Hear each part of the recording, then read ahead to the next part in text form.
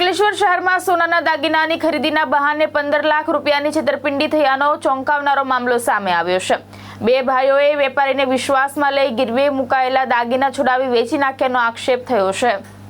અંકલેશ્વર શહેરની શ્રી દર્શન સોસાયટીમાં રહેતા અને જ્યોતિ ટોકીઝ પાસે મારુતિ કોમ્પ્લેક્સમાં સોના ચાંદીના દાગીનાનો વેપાર કરતા નિલેશભાઈ ધીરજલાલ સોનીએ પોલીસ ફરિયાદ નોંધાવી છે। ફરિયાદ મુજબ વાલિયા તાલુકાના ડહેલી ગામના જયદીપસિંહ નરપતસિંહ ગોહિલ અને તેમના ભાઈ દિગ્વિજયસિંહ ગોહિલે ગોલ્ડ ફાઇનાન્સમાં ગીરવે મુકાયેલા દાગીના છોડાવવા માટે મદદ માંગી હતી।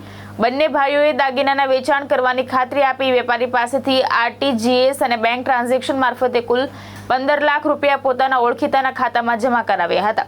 આરોપ છે કે ત્યારબાદ બંને ભાઈઓએ વેપારીની જાણ બહાર ગીરવે મુકાયેલા દાગીના છોડાવી અંકલેશ્વરના સમડીફળિયા વિસ્તારમાં આવેલા અંબિકા ટચ સેન્ટર ખાતે વેચી નાખ્યા હતા।